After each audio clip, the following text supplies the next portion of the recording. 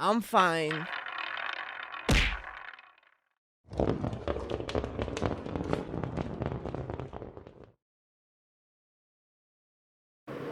Andrew McCART, IFL TV. We're out here in Saudi Arabia, and I've got to say, on a personal note, Adam Smith, it's an absolute pleasure to see you out here, and I'm glad to see you looking well. Nice to see you as well. I'm feeling much better. I feel a lot stronger. It's been a really, really tough year, but I'm cancer-free. I'm over here back at a big event, and it was really enjoyable. It was lovely to be invited over, and I thank KD from AJ's team and Spencer Brown and Tyson Fury's team, and it was just lovely to be here and around it, and quite emotional seeing all the fighters again after sort of a year away. But nice to be back. Thank you for asking, and a fantastic night here in Saudi. Listen, it's boxing needs you, and it's good. We're all glad to see you back as well, Adam. Yeah, but you were here, so it's a great event to come back to. I knew you were out in Dublin. I saw you out in Dublin for the Katie Taylor fight and Chantel Cameron. But talk to me about this one, Adam. I mean, people were talking about upsets being on the cards. We got that. We had some phenomenal knockouts. AJ seems phenomenal again, back to his old self again.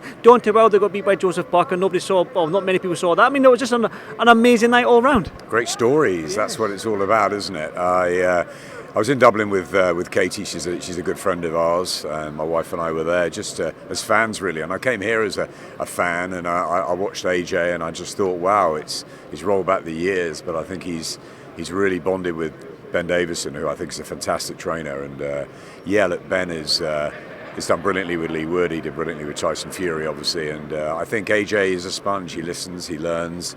He doesn't take any notice of the gossip, the stories about whether he was grumpy or whether there's something wrong with him and all that stuff. I think he just keeps himself to himself. And I think there's a focus now, there's an education for AJ at this stage of his career. And I thought it was a brilliant performance. I thought it was the best performance in a long time. I thought he was really sharp, really accurate. I thought the jab worked beautifully. And he took centre ring straight away. He was aggressive, but he was calm. And I think it was a beautiful exhibition of what he and Ben have done in the gym and what they can do in the future. And I think it's always important when a trainer and a fighter really bond, and I think they bonded quickly. I look also at the card with Joe Parker and Andy Lee. Andy Lee masterminded a fantastic tactical performance from Joe Parker, who had momentum, who had activity, and he was in Tyson's camp, and he really believed he was going to beat Deontay Wilder, who was poor tonight, who was off, timing was awful, and I was very disappointed with Deontay, but take nothing away from what Joe did. He believed he could win. He went in there and he did the job, and I thought he was probably his best performance and one of AJ's best performances. So great stuff. Obviously, Filip Hrgović got a very facile win.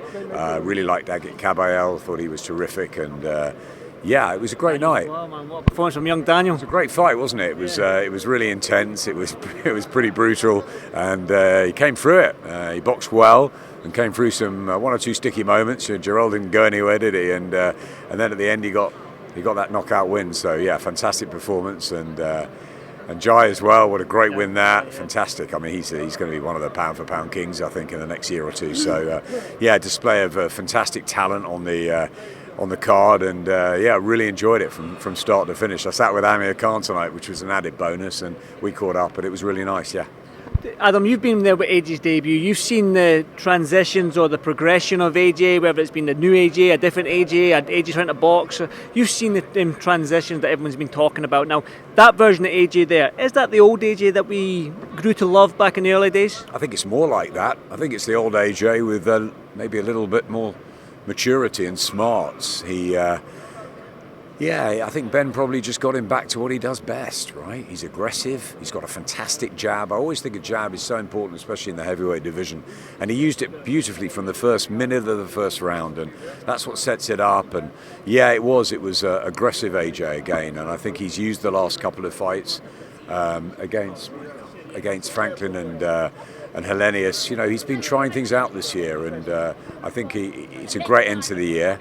It'd be really interesting to see what he does with Ben next year, and let's see where we go. I mean, now Wilder's off for March. Could it be Filip Hrgović? That would be interesting for the IBF title.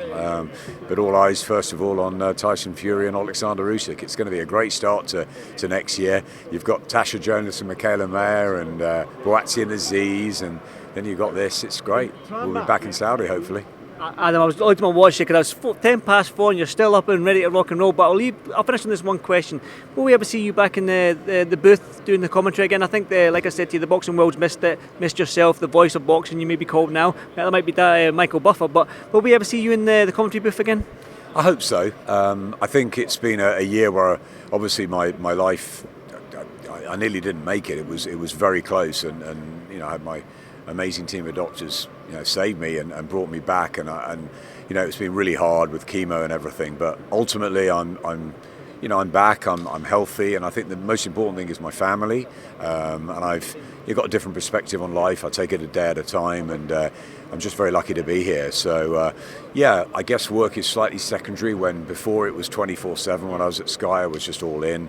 But I like to do some commentary again. Yes, absolutely. I'd like also to do. I'm working on a business with some very smart guys who are behind me, trying to help sportsmen and women. I think support them better and make sure they're ready for retirement, which I think is a really difficult transition. So I'm working on that, but I'd like to be still involved in boxing in some way, shape or form, whether that's with one of the promoters or one of the broadcasters. I don't know yet. I'm talking to lots of people, and I'm just enjoying my time at the moment, just getting healthy and ready for Christmas. Looking forward to that, getting back on that plane in a few hours' time, see the kids, and 2024 will be a big year. It will be a year where I'd like to come back doing something that I really, really want to do. New challenges. I love Sky. I just enjoyed every minute of what is it, nearly 30 years there. It was amazing, and I leave behind some amazing people and some incredible memories. But I've been talking to all the promoters out here and the broadcasters. So watch this space. But who knows? I'm very close to Eddie and Frank, so maybe that'll be a possibility. But there's Frank and George, there's the Sauerlands, there's DAZN, there's Channel 5, there's all sorts. There's TalkSport. I haven't got a pick. No one's asked me to do anything yet. so let's just wait and see. But I'd love to be back behind the mic if someone wants me. Adam, on a personal note, good to see you back at shows, and I'm really, really happy you're doing well now. No doubt, I'll see you soon. Thank you very much, Adam. Merry Christmas to you as well. Thank you, Adam. I'm fine.